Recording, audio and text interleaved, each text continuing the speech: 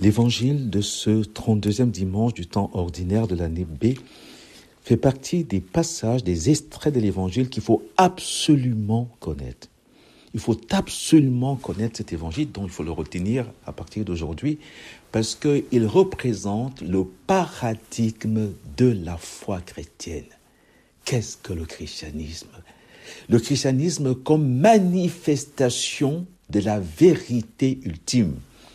Vous savez, je vous rappelle cette belle définition de l'Église qu'on trouve chez Saint Paul à Timothée. L'Église de Jésus-Christ, la maison de Dieu, colonne et support de la vérité. Et la vérité qui est manifestée dans cet évangile, c'est le fait que la veuve, avec son obole, qui a mis plus que tous les autres, car tous les autres ont pris sur leur superflu, mais elle a pris sur son indigence, elle a mis tout ce qu'elle avait pour vivre. Elle a mis tout ce qu'elle possédait, tout ce qu'elle avait pour vivre. Cet évangile nous révèle donc que le don total de la vie, le don substantiel de la vie, est le critère de discernement de la vraie tradition, de la vraie religion, de la vraie foi, et finalement du vrai Dieu. Il n'y a de Dieu que celui qui donne tout ce qu'il possède et tout ce qu'il a pour vivre.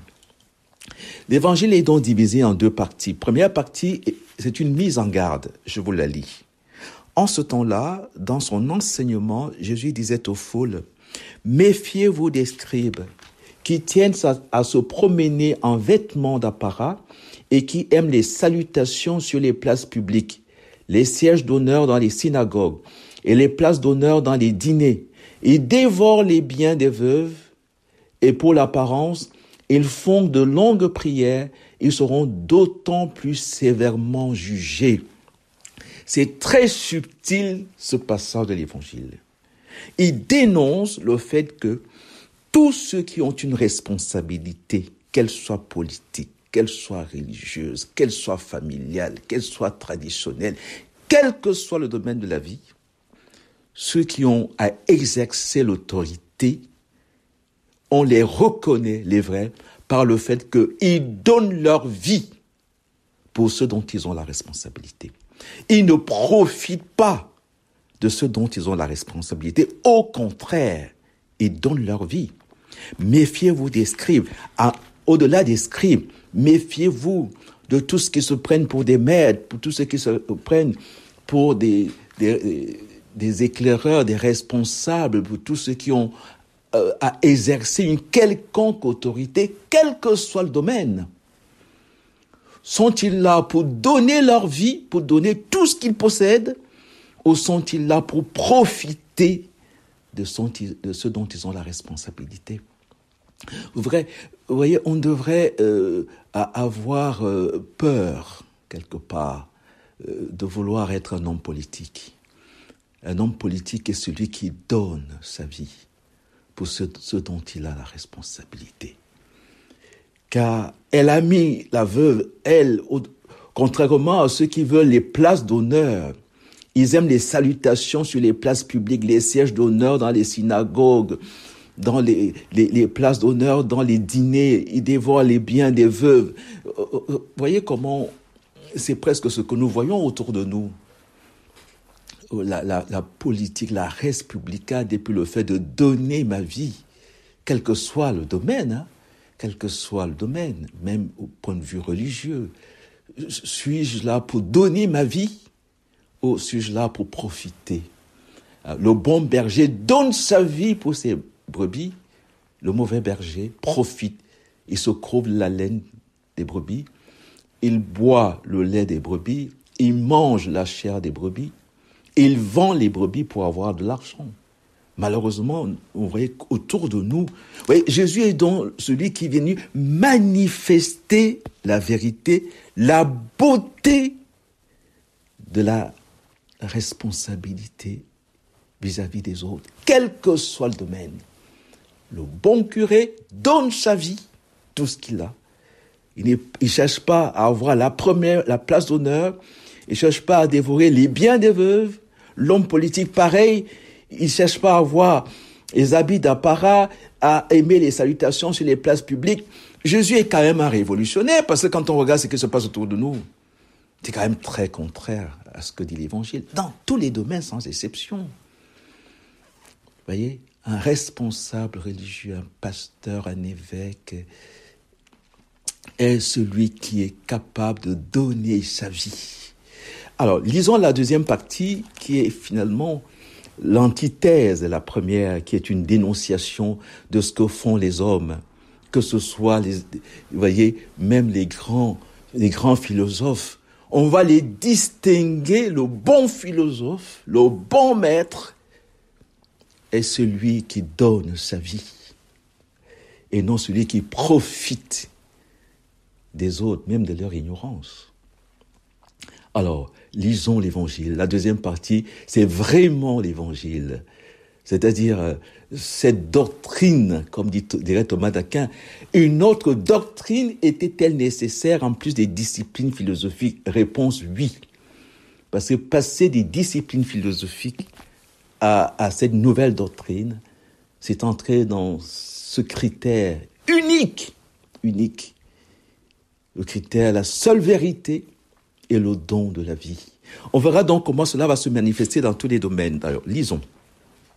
Jésus s'était assis dans le temple en face de la salle du trésor, magnifique, et regardez comment la foule y mettait de l'argent. Ça concerne tous les domaines de la vie, que ce soit l'éducation, que ce soit le sacerdoce, que ce soit la politique, tous les domaines de la vie. Nous sommes tous assis en face du trésor et Jésus nous regarde faire. Le trésor, c'est ce dont nous avons la responsabilité.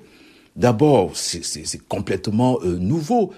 Jésus nous apprend à considérer ce dont nous avons la responsabilité comme un trésor et non comme des bêtes de somme et non comme des gens à exploiter. Vous voyez, quelque chose. D'abord, le trésor. Et regardez comment la foule y mettait de l'argent. Beaucoup de riches y mettaient de grosses sommes. Une pauvre veuve s'avança et mit 2 petites pièces de monnaie. Jésus appela ses disciples et leur déclara, Jésus nous appelle aujourd'hui et il nous annonce l'évangile. Jésus vient aujourd'hui proclamer, crier ce que lui seul pouvait apporter à l'humanité. Au fait, jusqu'ici, tous les dieux étaient au-dessus de ceux dont ils étaient, de leur créature. Il fallait leur offrir le sacrifice. Ces dieux que j'aimais, dit le psaume, ne cessent d'étendre leurs ravages et tout le monde va à leur suite. On leur offre le sang des sacrifices. Vous voyez? Même les dieux réclamaient des sacrifices. Tous les responsables réclament des honneurs, qu'ils soient traités comme tels. Ils réclament la bienséance. Vous voyez? Le protocole. C'est tout à fait normal. Et c'est là où on voit que la nouveauté radicale du christianisme, vous allez voir comment c'est beau à la fin. Une pauvre veuve s'avança et mit 2 petites pièces de monnaie. Jésus leur déclara. Amen, vous voyez, en vérité, quand Jésus commence par Amen, il faut être particulièrement attentif parce que il est en train de dire, comme dit le prophète Isaïe, ce que l'œil n'avait jamais vu, ce que l'oreille n'avait jamais entendu, ce que le cœur de l'homme n'avait jamais imaginé. Et c'est quoi? Cette pauvre veuve a mis dans le trésor plus que tous les autres. Pourquoi? Car tous, ils ont pris sur leur superflu, mais elle a pris sur son indigence. Elle a mis tout ce qu'elle possédait, tout ce qu'elle avait pour vivre. Parmi les philosophes, la vraie philosophie est celle du philosophe qui a mis dans le trésor quel homme a investi tout ce que lui, le philosophe, avait pour vivre. Ça nous fait penser à Socrate, quand il accepte de boire la ciguë pour défendre la vérité, la beauté et la vérité, il donne sa vie. Ça nous fait penser au pélican parmi les animaux. Le pélican est le paradigme de l'évangile, car le pélican, la mère pélican, en cas de disette, nourrit ses petits avec sa propre chair.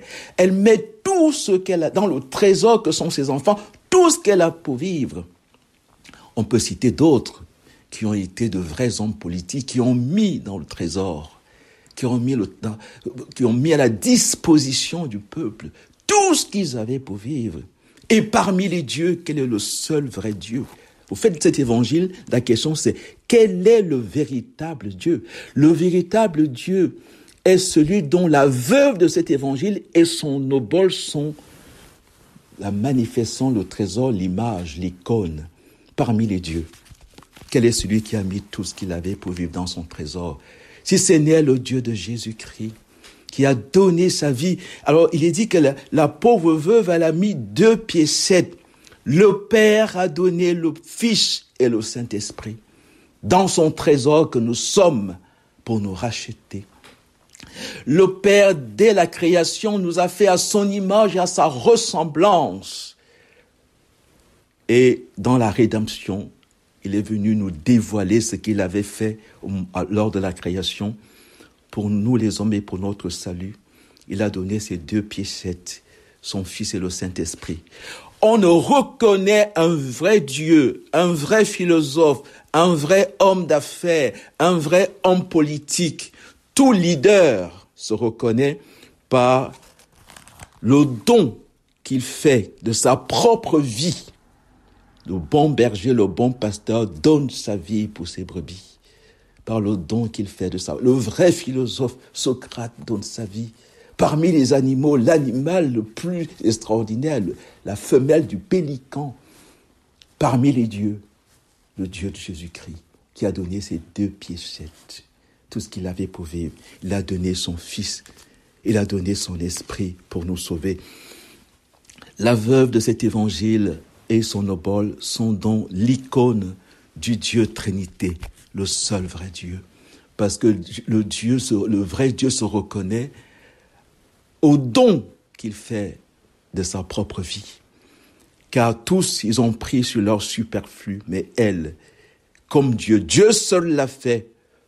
Parmi toutes les réalités qui existent, seul le Père a accompli ce don substantiel. Lui, le véritable Dieu, lui, l'être premier qui subsiste en lui-même, lui qui est un du point de vue de l'être, lui qui est trine du point de vue de la vie, et la Trinité est donc la manifestation du don substantiel de la vie, du Père au Fils, du Père au Fils et à l'Esprit, de l'Esprit au Père et au Fils, et du Père, du Fils et du Saint-Esprit à Marie. Ils ont mis en elle, dans leur trésor qu'est Marie, tout ce qu'ils avaient pour vivre. L'Esprit Saint viendra sur toi, la puissance du Très-Haut te prendra sur son ombre, et celui que tu vas engendrer, le Fils de Dieu. Non seulement c'est ce que Dieu veut faire avec chacun de nous, et c'est ce que chacun de nous devrait faire pour les autres, car il n'y a pas de plus grand amour que de donner sa vie. Le vrai Dieu, le vrai philosophe, le vrai homme est celui qui est capable de donner tout ce qu'il possède et tout ce qu'il a pour vivre, car il n'y a pas de plus grand amour que de donner sa vie. Et Dieu est le seul à donner sa vie, qui est une vie substantielle. Je suis la vie. Je suis la vie donnée. Extraordinaire.